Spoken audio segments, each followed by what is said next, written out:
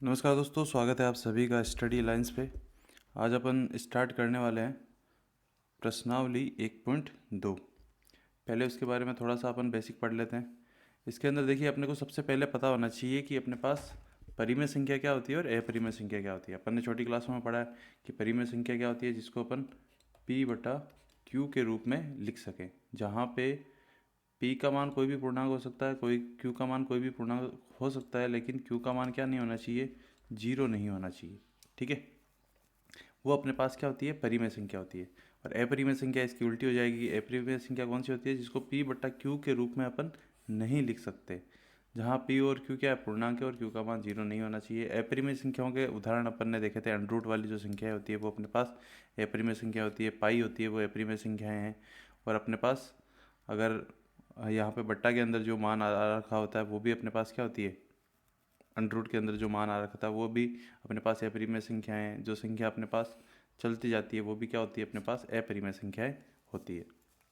ठीक है, अब अपने पास देखते हैं एक प्रमेय है, वो अपने को याद रखनी है। इसमें क्या बोला है कि ये वाली अपने को याद होनी चाहिए। इसमें बोला है कि मान लीजिए P एक अभाज्य संख्या है, P a² को विभाजित करती है तो P a को भी विभाजित करेगी। अब a² में कुछ भी ले लेता हूँ। देखो a², जैसे मैंने अंडर रूट लिया 16 का, लिया क्या लिया, 16।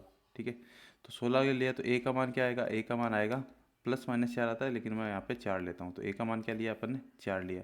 तो एक मैं अभाज्य संख्या लेता हूँ, मैंने मान लिया 2 लिया। ठीक है, तो ये 2 अगर 16 को विभाजित करती है तो ये 2 है ना, वो इस 4 को भी विभाजित करेगी, इसमें भी पूरा पूरा भाग जाएगा। ये इसके द्वारा ये बात बोली गई है। तो ये बात अपने को याद रखनी है कि P एक अगर कोई अभाज्य संख्या है तो P अगर a² को विभाजित करती है तो P a को भी क्या करेगी, विभाजित करेगी, जहाँ पे a क्या है, एक धनात्मक पूर्णांक है।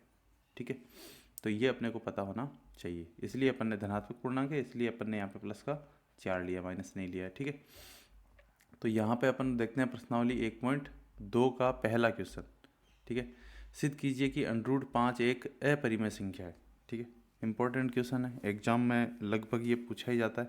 ठीक है, तो अपन ये वाला क्वेश्चन करते हैं कि √5 एक परिमेय संख्या है, ये अपने को सिद्ध करना है। तो सिद्ध करना है तो इसके लिए अपन को इसके अंदर विरोधाभास तरीके से अपने को इसको करना पड़ेगा। अगर अपरिमेय संख्या दे रखी है तो अपन पहले इसको मान लेंगे कि ये एक परिमेय संख्या है, फिर अपन लास्ट में गलत सिद्ध कर देंगे कि ये परिमेय संख्या अपन ने मानी थी लेकिन ये परिमेय संख्या नहीं आई। ठीक है, इससे अपन ये वाला क्वेश्चन करेंगे। ठीक है, तो स्टार्ट करते हैं अपन। तो पहले अपन मान लेते हैं कि माना कि √5 क्या है, एक परिमेय संख्या है। माना √5 एक परिमेय संख्या है, परिमेय संख्या है। ठीक है, ये अपन ने मान लिया। अब उसके बाद में देखिए, परिमेय संख्या है तो इसलिए अपन क्या बोल सकते हैं, अतः √5 क्या होगा, परिमेय संख्या, तो अपन उसको a/b के रूप में लिख सकते हैं। तो a/b के रूप में इसको लिख दिया। तो यहाँ से क्या हो गया, a/b के रूप में लिखा है, जहाँ पे b क्या नहीं होना चाहिए, 0 नहीं होना चाहिए अगर ये परिमेय संख्या है तो। ठीक है, और यहाँ पे a और b क्या है, पूर्णांक है, और a और b में एक के अतिरिक्त। ठीक है, यहाँ पे क्या है, जहाँ ये भाषा अपने को लिखनी है इसके अंदर। ठीक है, जहाँ a व b पूर्णांक है, जहाँ a व b पूर्णांक है तथा a और b में एक के अतिरिक्त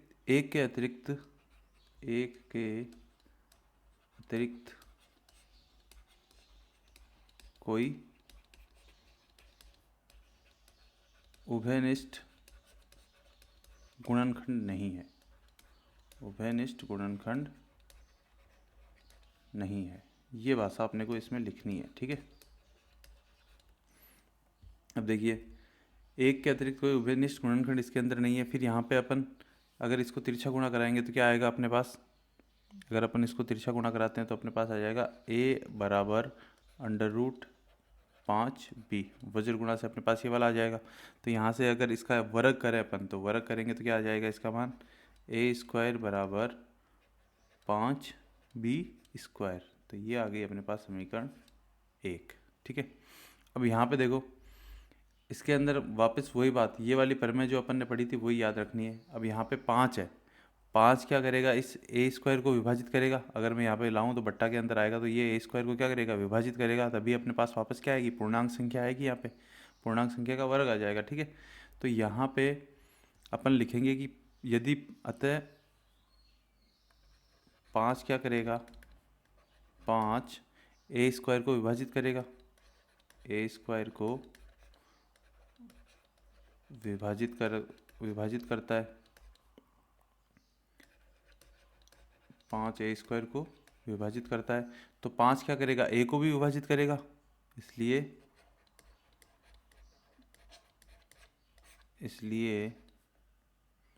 5 ए को भी क्या करेगा, विभाजित करेगा।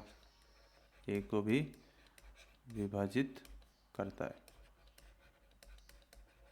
ठीक है, तो ये अपने पास आ गई। इस वाली बात को अपने को याद रखना है कि 5 क्या करेगा, ए को भी विभाजित करेगा। ठीक है, फिर देखो अब अपन वापस मानेंगे। वापस क्या मानेंगे कि माना कि ए है वो 5 के बराबर है। ठीक है, माना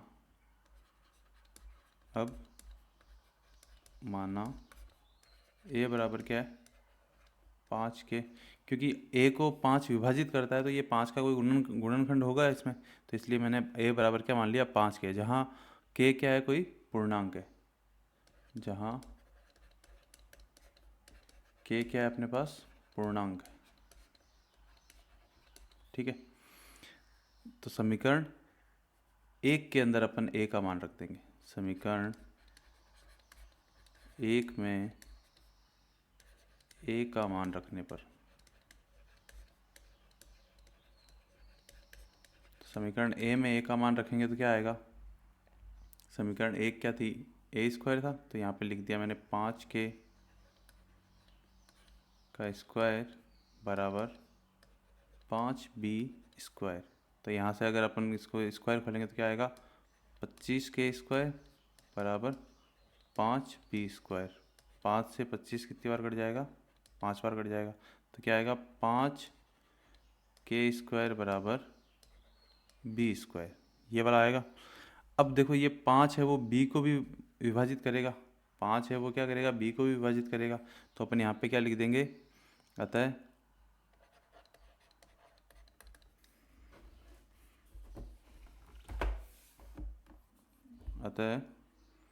5 b स्क्वायर को विभाजित करता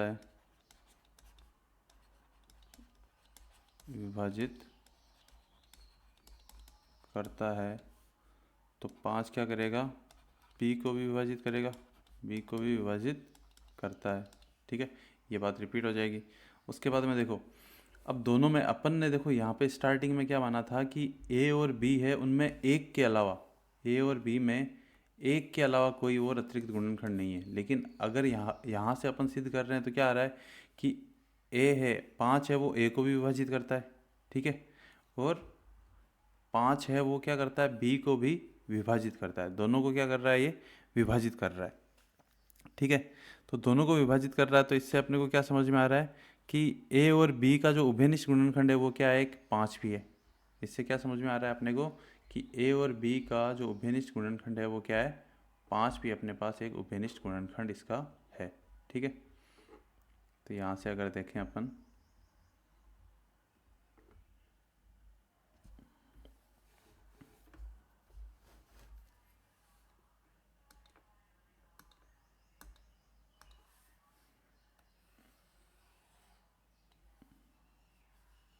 देखिए यहाँ से अगर अपन देखें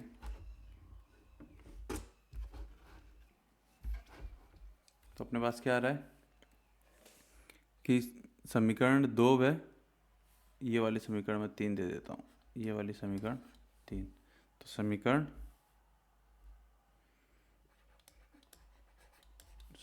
2 व 3 से क्या हो रहा है, ए व बी का उभयनिष्ठ गुणनखंड क्या है, उभयनिष्ठ गुणनखंड 5 है। उभयनिष्ठ गुणनखंड 5 है। है ना। तो इससे क्या होता है, जो हमारी कल्पना थी कि उनका उभयनिष्ठ गुणनखंड क्या है, एक है, उसके क्या है, ये विपरीत है। जो हमारी कल्पना ए और बी में एक उभयनिष्ठ गुणनखंड है,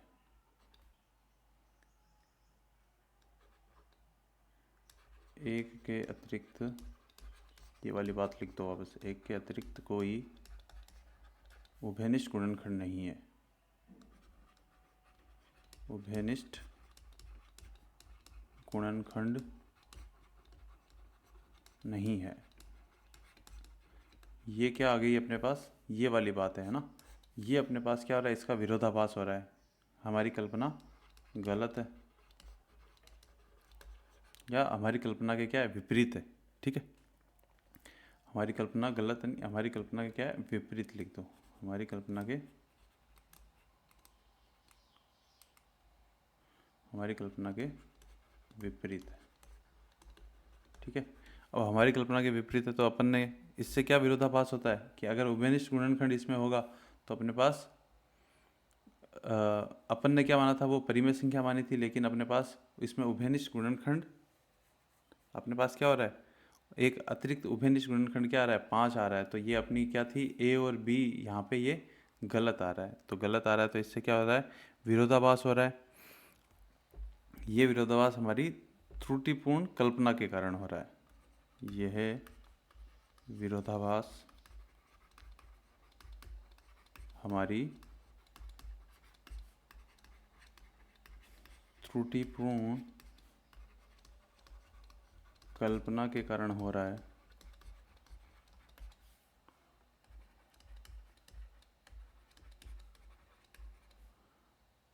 कि √5 एक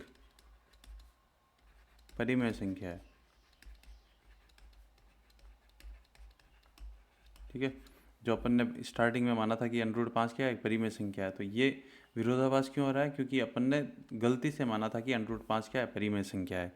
अतः क्या होगा, अतः √5 एक अपरिमेय संख्या है, एक अपरिमेय संख्या है। तो ये इतनी भाषा इसके अंदर लिखनी है और ये कंसेप्ट है वो समझना है अपने को। ठीक है, तो ये वाला अपने पास क्वेश्चन था। पहले अपन ने क्या बोला यहाँ पे, पहले अपन ने मान लिया कि √5 क्या है, एक परिमेय संख्या है। उसके बाद में √5 क्या है, √5 बराबर परिमेय संख्या, तो a बट्टा बी के रूप में मान लिया, जहाँ पे b नॉट इक्वल टू क्या है, 0 है। और a और b ऐसे पूर्णांक है जहाँ पे इनमें एक के अतिरिक्त कोई उभयनिष्ठ गुणनखंड नहीं है। ठीक है, जैसे ऊपर 2 है और बट्टा में 3 है, ऐसे है। इसके अलावा और इनमें उभयनिष्ठ क्या है, एक हो सकता है, इसके अलावा कोई और उभयनिष्ठ गुणनखंड इनमें नहीं है। तो a बराबर मैंने मान लिया इक्वल टू √5 बट्टा बी, मान यहाँ पे तिरछा गुणा, वज्र गुणा करवा दिया अपन ने, तो a बराबर क्या आया, √5 बट्टा बी। तो यहाँ से क्या आ गया, a² बराबर वर्ग किया तो 5b² आ गया। तो 5 है वो इस a² को विभाजित करेगा, अगर मैं यहाँ पे b के गुणा में इधर इधर आएगा तो भाग में आएगा, तो 5 a² को विभाजित करता है, तो 5 किसको विभाजित करेगा, a को भी विभाजित करेगा। फिर यहाँ पे अपन ने देखा कि a बराबर, फिर वापस क्या मान लिया, 5 के मान लिया, और इस 5 के वाले मान को अपन ने वापस किस में रख दिया, समीकरण 1 में रख दिया। तो समीकरण 1 में रखा तो यहाँ से अपने पास क्या आया, 5k² बराबर b²। तो k² के गुणा में 5 उधर जाएगा तो वापस भाग में, तो b² अगर 5 को विभाजित करता है तो b किसको विभाजित करेगा, b 5 है वो b को भी क्या करेगा, विभाजित करेगा। तो अपन ने माना था कि इनके एक के अतिरिक्त कोई गुणनखंड नहीं है। ठीक है, जबकि 5 दोनों को विभाजित कर रहा है, a को भी विभाजित कर रहा है और b को भी विभाजित कर रहा है। इसका मतलब इसके अंदर एक के 5 भी क्या है, इसका एक उभयनिष्ठ गुणनखंड है, इसमें क्या है, एक उभयनिष्ठ गुणनखंड है, इसीलिए इनका 5 का भाग दोनों में जा रहा है। ठीक है, तो 5 भी क्या है कि इसका उभयनिष्ठ गुणनखंड है। जो अपन ने क्या कल्पना की थी, अपन ने कल्पना मानी थी कि इनमें एक के अतिरिक्त कोई उभयनिष्ठ गुणनखंड नहीं है, वो क्या है, इसके विपरीत है। तो ये विरोधाभास क्यों हो रहा है अपने को, ये विरोधाभास हो रहा है कि अपन ने स्टार्टिंग में माना था कि √5 क्या है, एक परिमेय संख्या है, इसके कारण हो रहा है। ठीक है, तो जो कि अपन ने क्या गलत माना था। ठीक है, त्रुटिपूर्ण माना था, गलत तरीके से माना था, इसलिए ये गलत है। इसलिए क्या, √5 अपने पास एक अपरिमेय संख्या होगी। ठीक है, तो ये भाषा इतनी लिखनी जरूरी है अपने को। ठीक है, इसमें तो अपन इस वीडियो में पहला क्वेश्चन ही है। ठीक है। बाकी जो क्वेश्चन है वो अपन देखते हैं नेक्स्ट वीडियो में। धन्यवाद।